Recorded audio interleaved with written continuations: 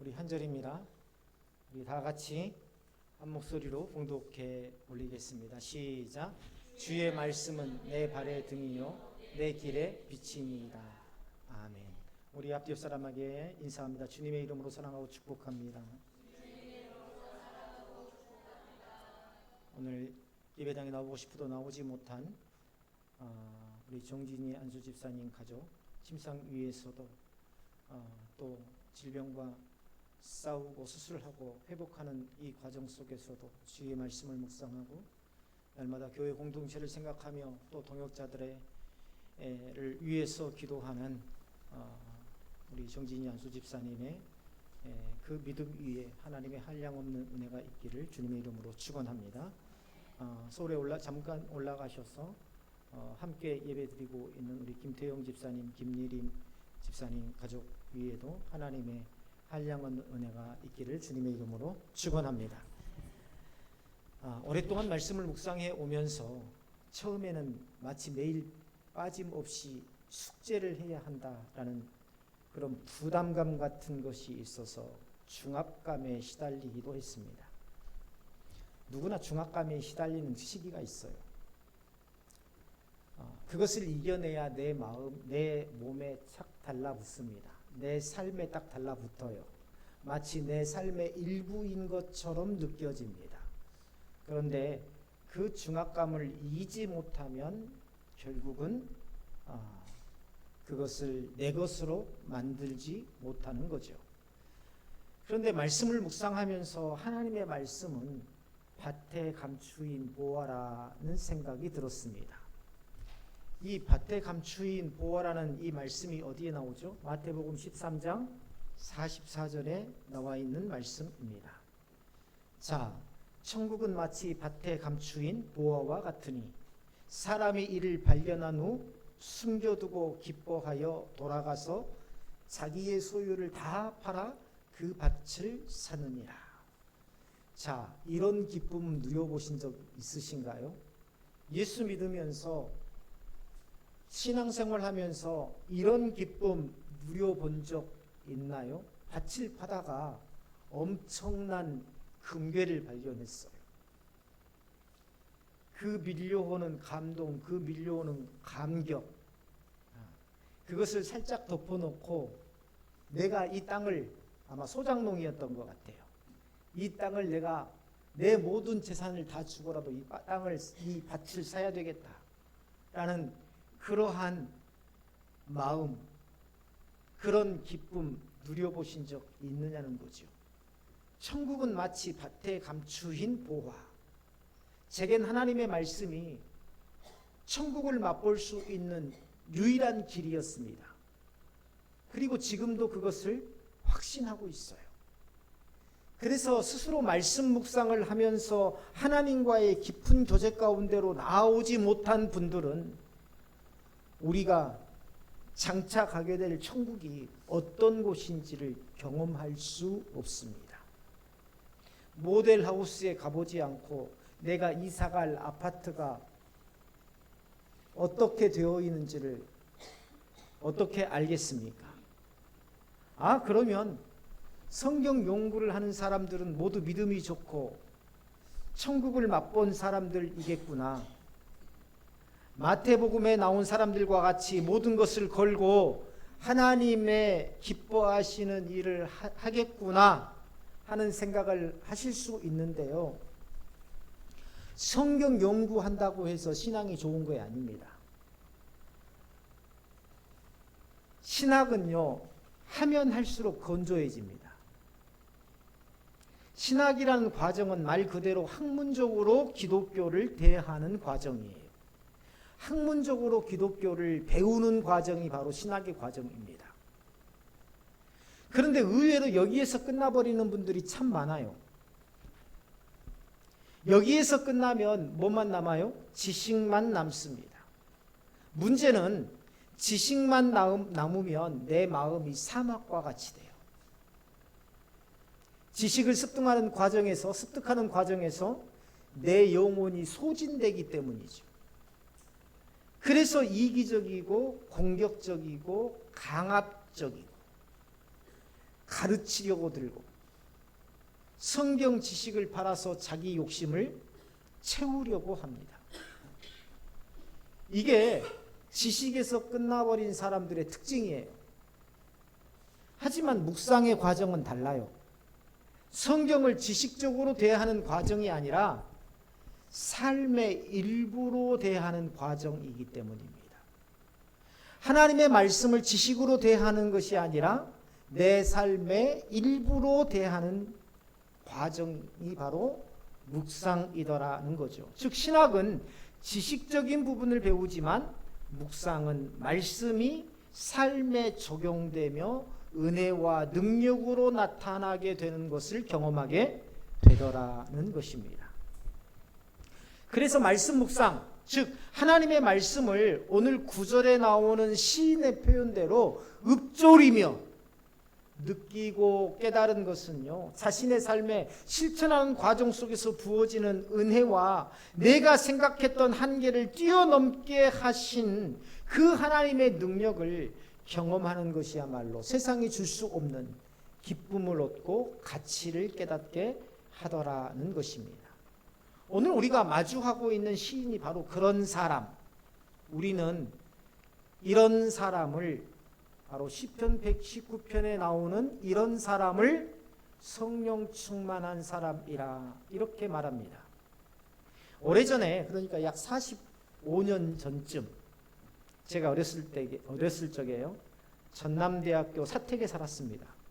아버지가 정원사로 일하셨기 때문에 집 주변에는 전남대 교정에 옮겨 심을 각종 나무가 종류별로 자라고 있었는데요. 그게 울창한 숲을 이루었습니다. 그 숲 한가운데에 샘물이 있었어요. 집에서 약 100m 정도 되는 거리. 그래서 물을 떠오려고 하면 양동이를 가지고 그 100m 되는 거리를 가는 것은 쉬워요. 근데 그 양동이에다 물을 담아가지고 오는 것은 굉장히 어렵습니다. 항상 거리 왔다 갔다 하면서 수년을 물을 마셨던 기억이 있는데, 펌프식 샘물이죠.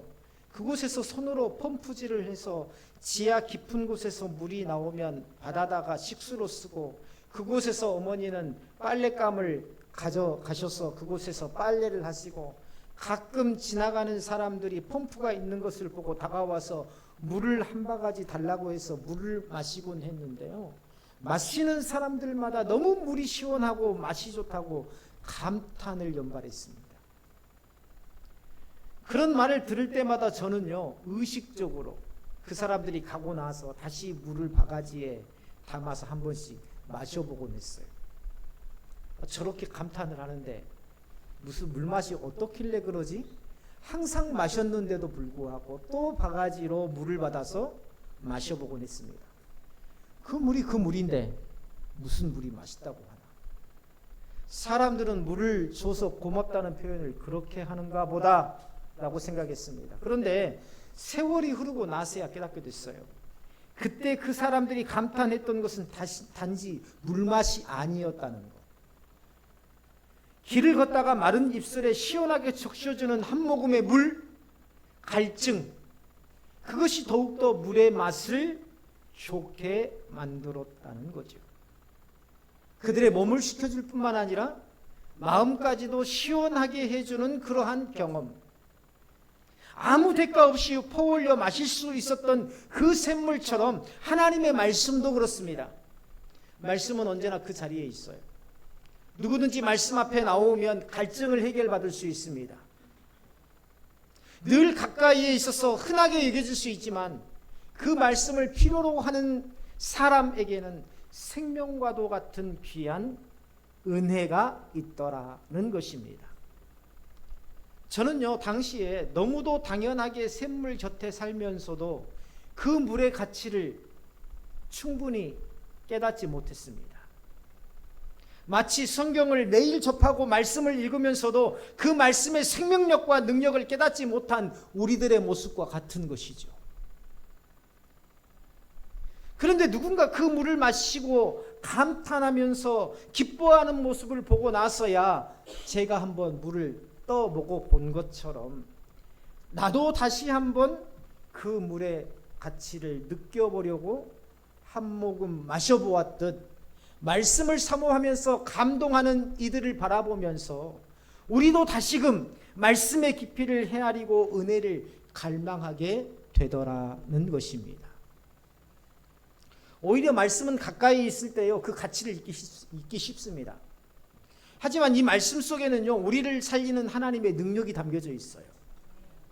샘물을 지하 깊은 곳에서 끌어올려야 하듯이 말씀도 깊은 묵상 가운데에서만 내 마음에 아주 깊은 그 누구도 알 수 없는 내 마음속 깊은 곳에서 되새겨지고 또 되새겨지는 말씀이야말로 진정한 생명의 물이 되어서 솟아나게 되더라는 겁니다.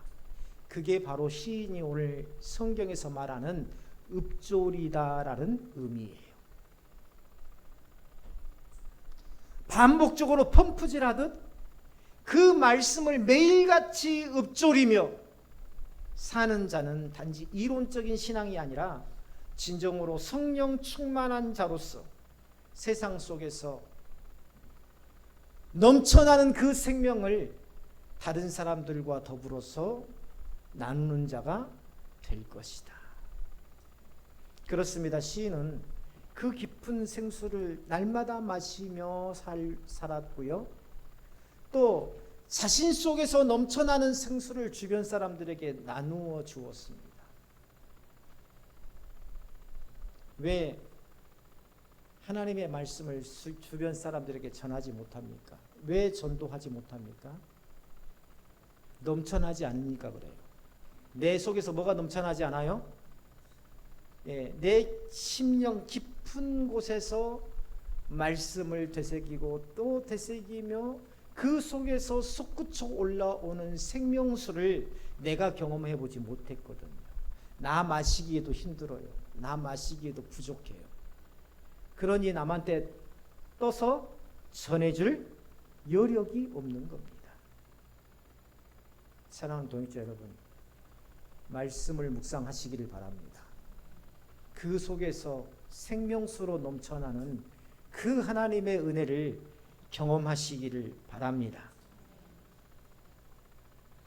주의 말씀은 내 발의 등이요 내 길의 빛이니이다 라는 이 구절은 시편 119편 중에서도 특히 많은 사람들에게 사랑을 받는 말씀이죠. 어느 식당을 가도 어느 집을 방문해도 액자나 서각으로 크게 붙여 있는 말씀 중에 하나가 바로 오늘 이 말씀, 주의 말씀은 내 발의 등이요 내 길의 빛이니이다 라는 말씀입니다. 그런데 모두가 깊은 샘물의 시원함과 맛을 느끼지는 못하더라. 다시 말해서 모두가 말씀이 내 발의 등이 되고 내 길의 빛이 된다는 사실을 깨닫지 못하더라, 경험하지 못하더라는 것입니다. 왜 그럴까요? 가장 먼저 갈급함이 없기 때문에 그렇습니다. 오랜 시간 걷다가 발견한 샘물은 그야말로 생명수와 같은 그러한 생수입니다. 그 샘물을 발견했을 때의 기쁨, 단지 목을 축이는 것을 넘어서 살아있음에 대한 환희, 그런 기쁨을 주죠. 그런데 갈증이 없으면 그 샘물은 그저 물일 뿐입니다. 너무 흔한 것으로 여겨지고 당연하게 여겨져서 그 귀함을 알지 못하는 것이죠. 말씀도 마찬가지예요. 내 영혼이 말씀을 갈급히 찾고 사모하지 않으면 말씀은 그저 좋은 말, 옳은 말 정도에 머물러 있습니다. 나를 살리는 생명의 말씀이 되지 못하더라. 주의 말씀은 내 발의 등이요 내 길의 빛이니다라는 말씀을 차에 붙여놓고 사무실에 붙여놓고 집안 거실에 붙여놓아도 아무런 능력도 생명력도 주지 못하더라. 주님께서 말씀하셨습니다. 내가 찾고 찾을 때에 나를 만나리라. 예수님은 곧 뭐예요? 말씀이지 않습니까? 갈급함을 가지고 자꾸 말씀을 가까이 하는 사람에게 은혜를 부어주시고 생수와 같은 그러한 기쁨으로 채워주시더라. 말씀이 생명력이 있다는 것은요, 상호적이고 관계적이라는 거예요. 죽은 사람에게 아무리 말을 걸어보세요. 대화가 되는지? 대화가 되지 않습니다. 그런데 말씀에 생명력이 있다는 것이 마주하고 읊조릴수록 하나님과의 깊은 관계로 나아가게 한다는 거예요. 내가 말씀을 읊조리면 하나님께서 나에게 답을 주세요. 깨닫게 하세요. 또 내가 하나님의 말씀을 깨달은 대로 내가 행하면 하나님께서 그 행하는 바에 맞추어서 나에게 은혜를 주시고 복을 주시고 길을 열어주시더라. 상호적이고 관계적이라는 겁니다. 사람들은 종종요, 왜 나는 말씀을 들어도 아무런 감동이 없을까? 왜 말씀 묵상이 어렵게만 느껴질까라고 질문합니다. 그것은요, 갈급함이 없기 때문에 그렇습니다. 갈급함이 없기 때문에 그래요. 사모하는 영혼을 만족해 하시는 하나님이라고 하셨잖아요. 나의 영혼이 지금 하나님 없이는 살 수 없다는 절박함, 말씀 없이는 하루도 버틸 수 없다는 간절함이 없다면 말씀은 생명수가 아니라 문자로만, 책으로만 남아있을 뿐입니다. 시인이 종일토록 작은 소리로 읊조린다. 그에게 하나님의 말씀은 단지 책이었을까요? 그에게 하나님의 말씀은 단지 기록된 글자에 불과했을까요?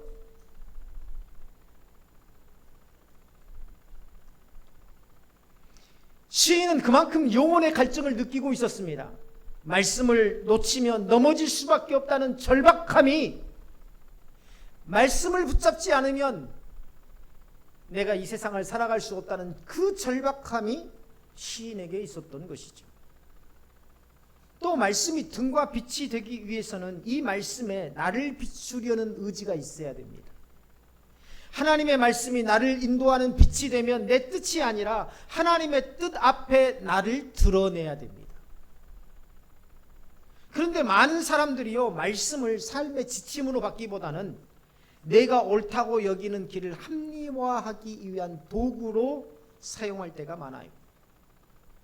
말씀을 밝은 빛으로 여겨서 그 아래에 나 자신을 세워보지 않기 때문에, 말씀 앞에 내 자신을 세워보지 않기 때문에 내 발에 등이 되지 못하고 내 길에 빛이 되지 못하는 것입니다. 지금요, 굉장히 중요한 말씀을 드리고 있는 겁니다. 말씀을 대하는 자세를 말씀드리고 있는 거예요. 내 모습 그대로 말씀 앞에 나를 드려야 한다는 것. 나의 찔림, 나의 죄책, 나의 불편함, 나의 모든 것을 감수하고 말씀 앞에 서야 한다는 것입니다. 진정한 신앙과 위선적인 가짜 신앙이 여기에서 차이가 나요. 여자분들 화장 안 하면 사람들 만나는 거 꺼려하시죠. 그렇듯 나에게 찔림이 되고 내게 죄책을 주고 내 마음에 무거움을 주고 내 마음에 불편함을 주는 말씀 앞에 나오기를 꺼려합니다. 어쩌다 나왔어요, 교회에.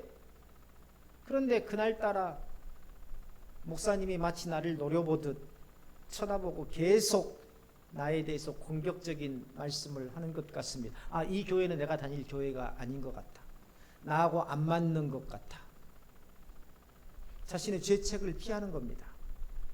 해결을 해야 될, 그래서 성령께서, 하나님께서 그 말씀을 주셔서 해결할 수 있도록 깨우쳐 주시는데, 자기 자신은 정작 그 죄에 대한 부분을 회피하는 것이죠. 이것을 이겨내야 됩니다. 어떤 말씀이든 하나님의 말씀은 내 모습을 비추고 내가 나아갈 길을 비춰주는 것이지, 내가 선택하고 내가 가고 싶은 길만을 비춰주는 것이 아니더라는 것을 바로 깨달아야 됩니다. 어떤 그림에 보면은요, 예수님께서 손에 등불을 들고 환하게 길을 비춰주는 그런 그림 보셨어요? 안 보셨어요? 보셨죠? 말씀은 그런 개념이 아닙니다. 내가 가고 싶은 길에 내 손에 등을 들고 내가 비추고 싶은 부분만을 비출 수 있는 게 하나님의 말씀이 아니에요. 해석학적인 관점이나 자기중심적인 신앙의 관점으로 보았을 때 내게 필요한 말씀만 취사 선택해서 내가 이용할 수 있는 말씀만 골라내서 이용하는 그런 것이 바로 하나님의 말씀이 아니라는 겁니다. 하나님의 말씀이 내 발의 등이 된다는 것은 먼저 그 빛 앞에 내 자신을 드러내게 된다는 겁니다. 우리가 환한 곳에 가면 어때요? 내 자신이 드러나잖아요. 그렇죠? 그래서 옷 매무새도 한 번 더 다듬게 되고 머리도 한 번 더 만지게 되고 얼굴에도 뭐가 없는지 가방에서 거울을 꺼내서 한 번 보게 되고 어디서? 환한 곳에서 내 모습이 드러난 곳에서.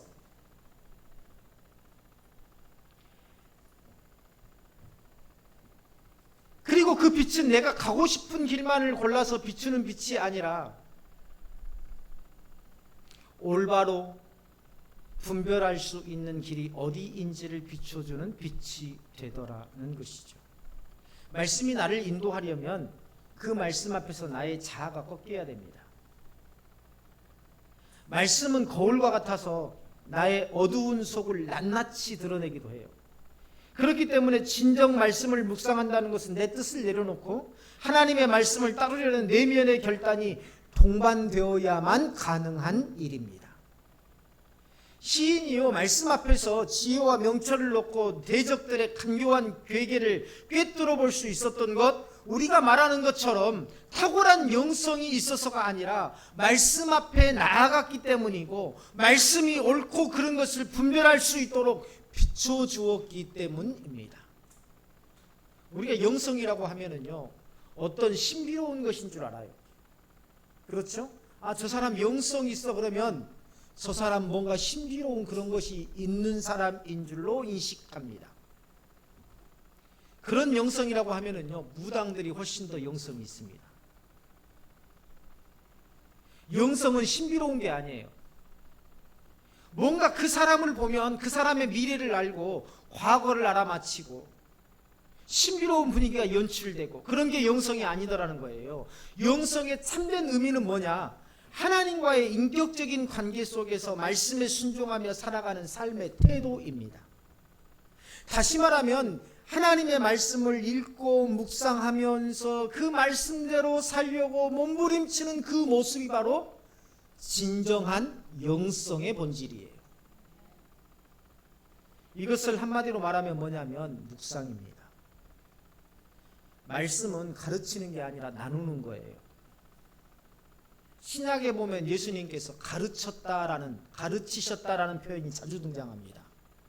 그래서 우리는 단편적으로 하나님의 말씀은 가르치고 배우는 것인가 보다 생각하게 됩니다.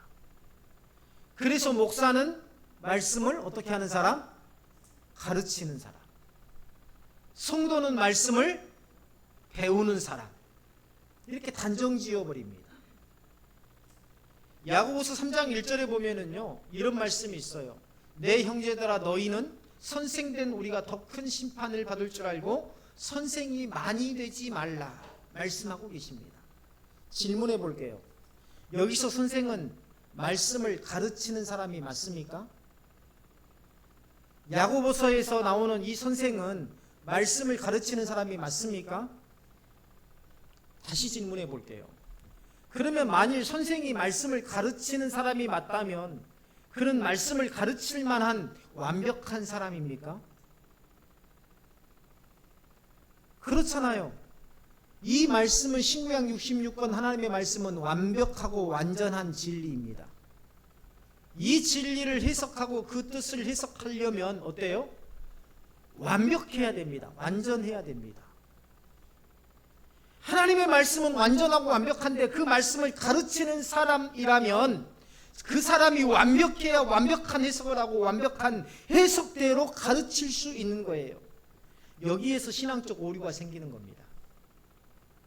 설교자는 내가 말씀을 가르친다고 생각하고 성도는 내가 말씀을 배운다고 생각하는 데에서 신앙적 오류가 생기는 거예요. 세상의 지식을 가르치고 배우는 이런 형태를 교회 안에서 그대로 답습하고 그대로 생각하고 있는 겁니다. 그래서 신학교에서도요, 성경을 펼쳐놓고 성경 공부식으로 가르치지 않습니다.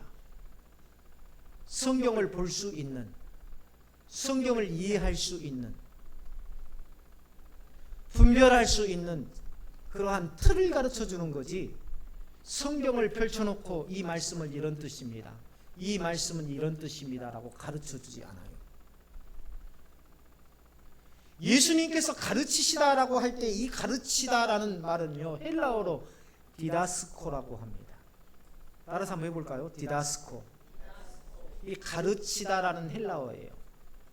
이 디다스코의 원래의 뜻은 뭐냐면 계속해서 가르치다라는 뜻입니다. 계속해서 가르치다. 그러니까 얘들아 제자들아 이리 모여. 이제부터 내가 지금 너희들이 모르고 있는 것을 가르쳐 줄게. 책 펴봐. 학교에서 가르쳐 주는 그런 가르침이 아니라 계속해서 가르치다. 이 의미를 가졌다는 게 뭡니까? 예수님께서 아버지 하나님의 말씀대로 순종하며 사시면서 그 순종의 길 위에서 주시는 감동과 말씀을 회중과, 다시 말하면 제자들과 끊임없이 나누었다는 것으로 이해할 수 있습니다. 이게 디다스코의 본래의 뜻이에요.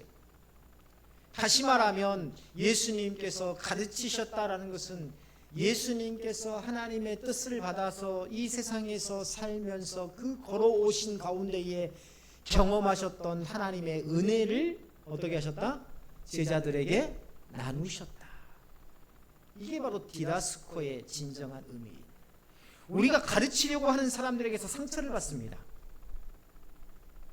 이상하죠?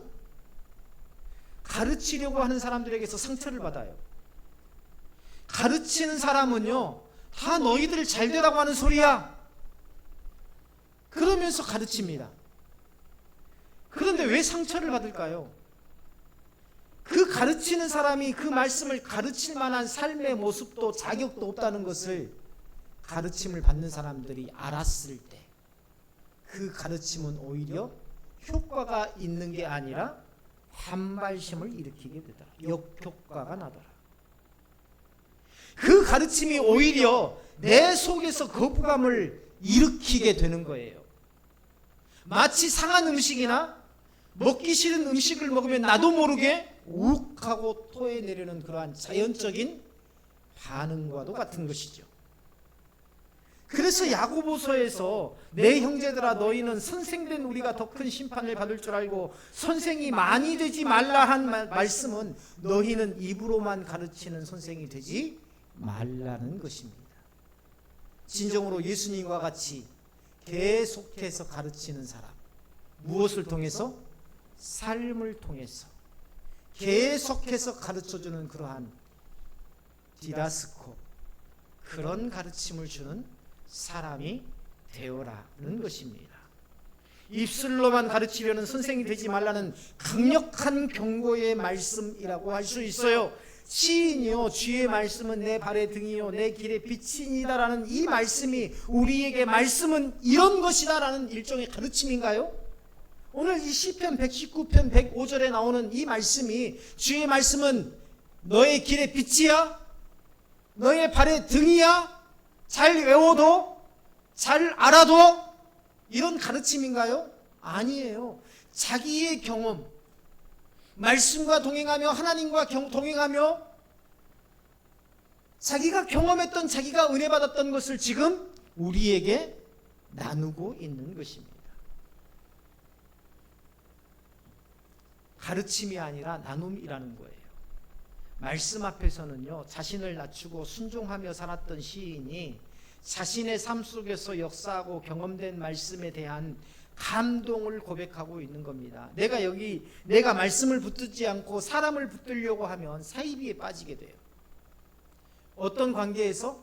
저 사람은 가르치는 사람, 나는 어떤 사람? 배우는 사람. 그렇게 되면 자연적으로 어디에 집중하게 돼요? 그 가르치는 사람에 집중하게 됩니다. 그렇게 되면 어디에 빠지게 돼요? 사이비에 빠지게 됩니다. 내가 내 삶 속에서 역사하고 경험된 말씀의 은혜를 나누려고 하지 않고 가르치려고 하면 내 자신이 또 사이비가 되는 겁니다. 그래서 성경을 아는 데서 그쳐버리는 사람들이 사이비가 될 가능성들이 많아요. 성경을 아는 데서 그칠 뿐만 아니라 성경을 알기뿐만 아니라 이게 어디로 나아가야 돼요? 신앙으로 나아가야 됩니다. 그런데 대부분의 사람들이 신학에서 끝나요. 성경 공부에서 끝나요. 신앙으로 나아가지 못하더라는 겁니다. 시편 106편 23절 우리 한번 볼까요? 자, 시편 106편, 우리 같은 시편이니까 한번 찾아볼게요. 시편 106편 23절. 우리 누가 찾아서 한번 읽어주시겠습니까? 그러므로 여호와께서 그들을 멸하리라 하셨으나 그가 택하신 모세가 그 어려운 가운데에서 그의 앞에 서서 그의 노를 돌이켜 멸하시지 아니하게 하였도다. 아멘. 자, 여기에 보면은요, 그의 택하신 자 모세라고 되어 있어요. 그의 택하신 자. 이게 무슨 말이냐면 수많은 백성 중에서 하나님께서 모세를 쓰시려고 모세를 뽑아냈다는 겁니다. 무슨 말이냐? 모세가 특별한 존재가 아니라는 거예요. 그저 백성 중에서 하나님께서 쓰시려고 뽑으신 사람이라는 겁니다. 모세의 설교라고 하면은요, 세 부분이 나와요. 신명기에서 세 부분이 나옵니다. 신명기 1장부터 4장 첫 번째 설교, 신명기 5장부터 26장이 모세의 두 번째 설교, 신명기 27장부터 30장까지가 모세의 세 번째 설교입니다. 이 부분을 한번 읽어보세요. 이스라엘과 함께 경험했던 하나님에 관한 부분을 상기시키는 것이지 그동안에 이스라엘이 몰랐던 내용을 콕콕 집어서 가르쳐주는 그러한 지식을 전달하는 형태가 아니라는 것을 우리가 신명기 1장부터 30장까지 읽어보면 알 수 있어요. 그동안에 이스라엘이 몰랐던 내용을 콕콕 집어서 가르쳐주는 지식 전달 형태가 아니라는 겁니다. 또 시편 78편 70절부터 71절에 보면 뭐라고 되어 있냐면 또 그의 종 다윗을 택하시고 양의 우리에서 취하시며 양을 지키는 중에서 그를 이끌어내사 그의 백성 야곱 그의 소유 이스라엘을 가르치게 하셨더니 라는 말씀이 있습니다. 양의 우리에서 취했다는 건 뭡니까? 양을 지키는 중에서 그를 이끌어냈다는 건 뭡니까? 다윗은 특별할 것이 없는 중에 하나님께서 그를 은혜로 택하셨다는 거예요. 다시 말하면요, 저도 특별할 것이 없는 사람입니다. 단지 하나님께서 우리들 중에 택하셔서 말씀을 전하는 자로 택하셨을 뿐이에요. 모세도 다윗도 선생으로 택하지 않으시고 백성 중에서 평범한 삶을 사는 인생 중에서 하나님께서 정하신 일을 하게 하시려고 백성들 앞에 세우시는 것 뿐이시더라.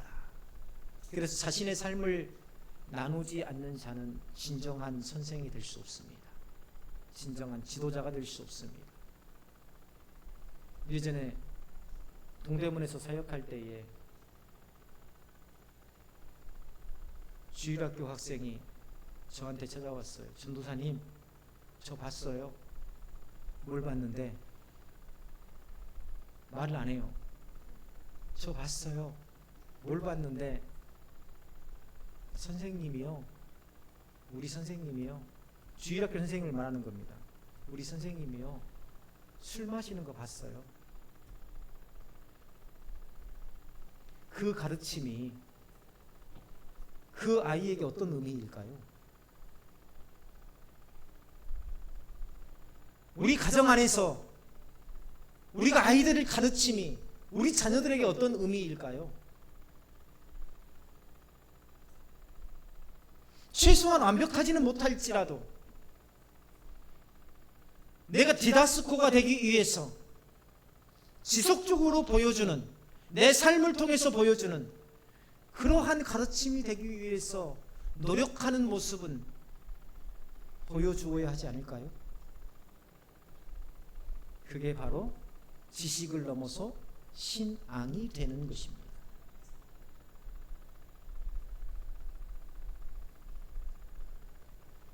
결국 이 말씀이 내 삶의 등이 되고 길의 빛이 되는 삶은요, 갈급함으로, 사모하고 순종의 결단으로 말씀 앞에 나를 내어드릴 때 가능해지는 거예요. 말씀은 그 자체로 등불이며 빛입니다. 그 빛이 나를 인도하려면 내가 그 빛 안으로 들어가야 합니다. 시인은요, 자신을 내려놓고 하나님의 가르침을 간구하면서 주의 공의를 내게 가르치소서라고 고백했어요. 이제 중요한 것은 말씀을 당연히 여기지 않고 오늘도 나를 살리려는 하나님의 음성으로 듣는 자만이 이 말씀을 통해서 어두운 길에서 넘어지지 않고 끝까지 걸어갈 수 있더라는 것입니다. 그리고 그 길 끝에서 우리는 우리보다 앞서 이 길을 걸었던 시인처럼 고백하게 되더라는 겁니다. 주의 말씀은 내 발의 등이요 내 길의 빛이니이다. 시인이 주의 말씀은 내 발의 등이요 내 길의 빛이니이다라는 이 고백을 시편 119편 105절에서 하기 전에 97절에서 어떤 고백을 했는지 한번 보세요. 시편 119편 97절입니다. 다 같이 한번 읽어볼까요? 자, 시작.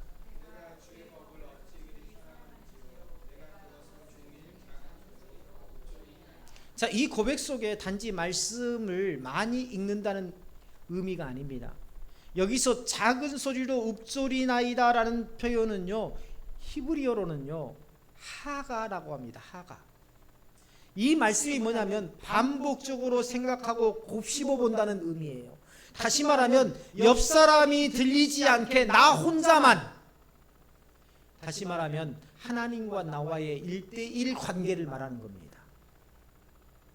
그런 관계 속에서 지속적으로 이 말씀을 생각하면서 또 곱씹어보고 또 곱씹어봐요. 그렇죠. 우리는요, 사람과의 관계 속에서 어떤 사람이 뭐라고 하면 자면서는 그걸 잘 곱씹어봐요. 그 사람이 왜 나한테 그런 말 했지? 그 사람이 나를 미워하는 건가? 나를 시기하는 건가? 아니야, 분명 그것은 나에게 대한 칭찬은 아니었어. 나한테 무슨 악감정이 있나? 잠을 못 자고 저녁 내내 그걸 곱씹습니다. 그런데 하나님의 말씀은 그렇게 하지 않아요. 그렇죠. 듣고 돌아서면 잊어버립니다. 그런데 우리가 곱씹어야 될 게 뭡니까? 하나님의 말씀, 종일토록. 이게 바로 하가입니다. 하가. 하나님의 말씀을 내 모습에도 비춰보고 내 삶에도 맞춰보고 그것을 내 눈에 가져다가 세상을 보기도 하고, 그런 뜻을 가지고 있는 게 바로 이 하가, 읊조리다라는 표현이에요. 이것을 두 글자로 하면 묵상입니다. 여기에서 종일토록이라는 표현은요, 단지 하루 종일이라는 그런 의미가 아니라 삶 전체에 걸쳐서 모든 활동 가운데에 말씀을 중심에 두고 살아가는 그런 모습, 그런 태도를 말합니다. 시인의 현실이 순탄치 않았어요. 수많은 대적들과 간교한 자들이 이 시인의 삶을 옥죄었고 그 속에서 그는요, 믿음을 지키고자 치열하게 씨름했습니다. 그런 현실 속에서 말씀 묵상을 통해서 힘을 얻고 확신을 얻고 하나님의 인도하심을 받았던 것이죠. 많은 사람들이요, 신앙 생활을 연수로 판단합니다. 나는 교회 20년 다녔어. 나는 30년 다녔어. 오랜 시간 교회에 다녔다고 해서 성숙한 믿음, 성숙한 신앙을 가졌다고 생각해서는 안 됩니다. 오늘 성경에서 오늘 성경에 나오는 이 시인이 우리 앞에 있다면 그는 나의 신앙생활을 어떻게 평가할까요? 연수로 평가할까요? 당신 신앙생활 몇 년 했어요? 이렇게 연수로 판단할까요? 신앙의 연수로 판단하는 것이 아니라 말씀에 대한 깊은 애정과 묵상 그리고 순종으로 신앙을 평가할 것입니다. 말씀이 있는 것과 그 말씀과의 깊은 교제를 통해 삶에 적용하며 살아가는 것 사이에 아주 큰 간극이 존재해요. 그런데 보통 이 간극을 깨닫지 못합니다. 왜냐하면 가까이 있고 익숙하기 때문에 그래요. 특히 목사에게는 더 그렇죠. 그렇죠? 강대상에도 성경이 있고 서재에도 성경이 있고 어디를 가나 성경이 있고, 저만 그렇습니까? 이 스마트폰에도 성경이 들어있고 가까이 있고 익숙해요. 평생 동안 성경을 단 한 번도 읽어보지 않았지만 성경은 집에 몇 권씩 굴러다니고, 평생 동안 교회를 다니며 한 번도 성경을 정독한 적이 없지만 성경은 내게 늘 익숙한 것입니다. 예. 한 번도 읽지는 않았는데 안에는 정말 깨끗해요. 새 것처럼. 그런데 들고만 다녀가지고 가죽이 다 닳았어요. 아유, 성경책 새로 사야 되겠네 하고 새로 사고.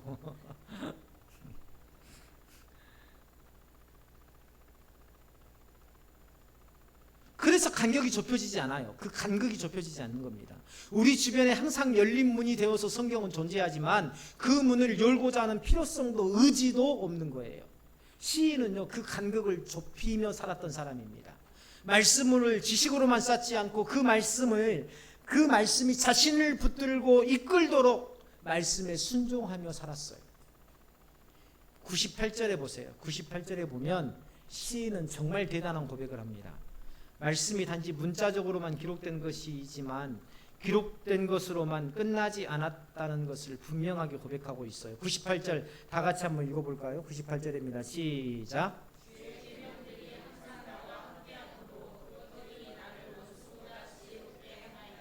이보다 좋은 고백이 어디에 있겠어요? 그렇죠. 보세요. 주의 계명들이 나와 항상 함께 있으므로 내 원수보다 지혜롭게 하였나이다. 이 원수를 꼭 원수로만, 사람 원수로만 볼 수 있나요? 지금 내가 상황 처한 여러 가지 문제들, 질병들, 여러 가지 상황들, 이런 것들을 이겨낼 수 있는 지혜를 하나님께서 주셨더라. 어떨 때? 주의 계명들이 항상 나와 함께함. 시인은요, 내가 주의 증거들을 묵상함으로 모든 스승보다 나으며, 99절 보세요. 내가 주의 증거들을 묵상함으로 모든 스승보다 나으며 주의 법도들을 지킴으로 노인보다 나음을 얻었나이다 라고 고백합니다. 자, 인간적인 관점에서 보면 스승이나 노인은 뭐예요? 스승은 나보다 훨씬 더 많이 아는 사람, 노인은 나보다 경험이 많은 사람. 그렇죠. 그런데 경험과 지식을 가진 자들보다 말씀을 통해서 나를 훨씬 더 어떻게 하셨다? 큰 지혜로 이끄셨다. 그래서 말씀 묵상을 하는 것이 중요합니다. 우리 자녀들에게도 말씀 묵상을 하게 하는 것이 중요해요. 시인은 자신이 그보다 뛰어난 이유를 자신의 경험이나 학식에서 찾지 않습니다. 오직 하나님의 말씀을 묵상하고 지켰기 때문이라고 고백하고 있죠. 우리는 이 고백에서 중요한 신앙의 원리를 발견할 수 있어야 돼요. 말씀을 묵상하는 자는 세상의 기준을 초월한 지혜를 갖게 되더라. 세상의 기준을 초월한 지혜를 갖게 된다. 이 지혜는 단지 현실적인 문제 해결 능력이 아니라 하나님의 뜻을 분별하고 세상의 악과 거짓을 이겨내는 영적인 분별력을 포함합니다. 세상은 끊임없이 우리를 미혹하려고 하죠. 진리와 거짓이 뒤섞인 세상. 요즘에 TV를 보세요. 뻔히 드러나 있는데도 어때요? 거짓말을 합니다. 아, 나는 안 그랬어요. 아, 난 그런 적 없어요. 나는 그 사람 만난 적도 없어요. 다 영상으로 나와 있는데, 다 녹음되어 있는데. 네. 마치 계속해서 안 했다고 하면 마치 그것이 진실인 것처럼 사람들로 하여금 느껴지게 하죠. 102절에 보면 결론적인 고백을 합니다. 102절 우리 다 같이 한번 읽어볼까요? 102절입니다. 시작.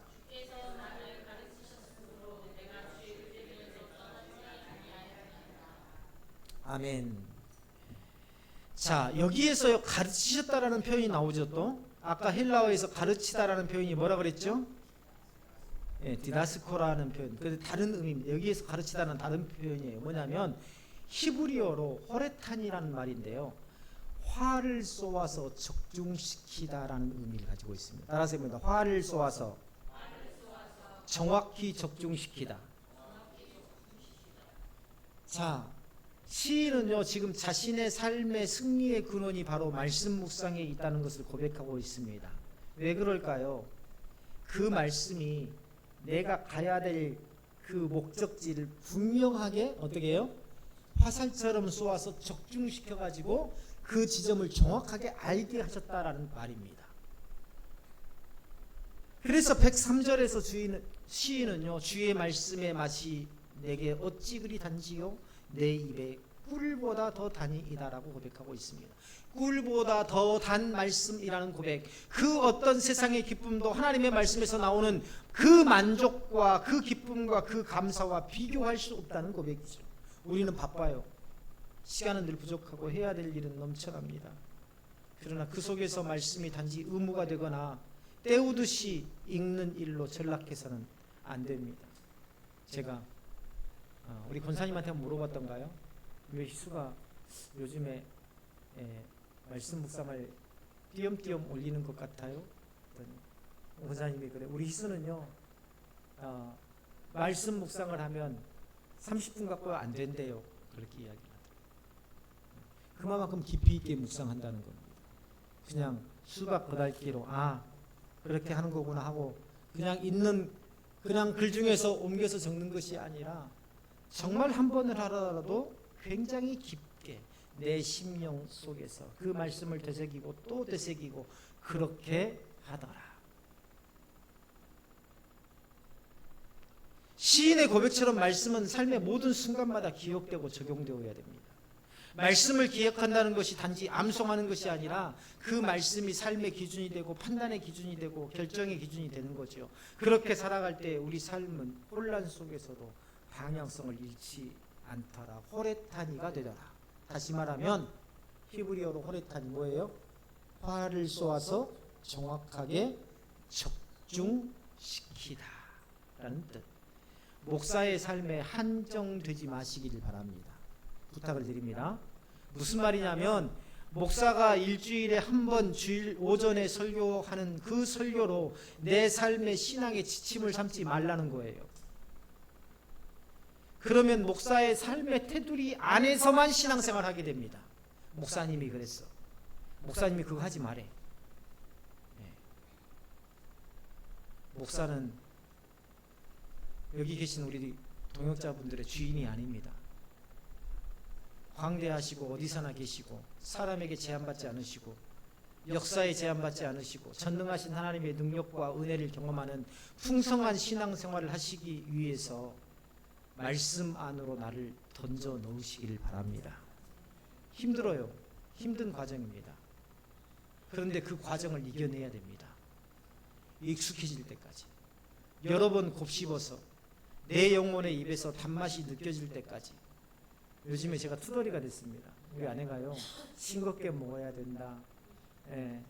또 뭐예요? 자연 그대로 먹어야 된다.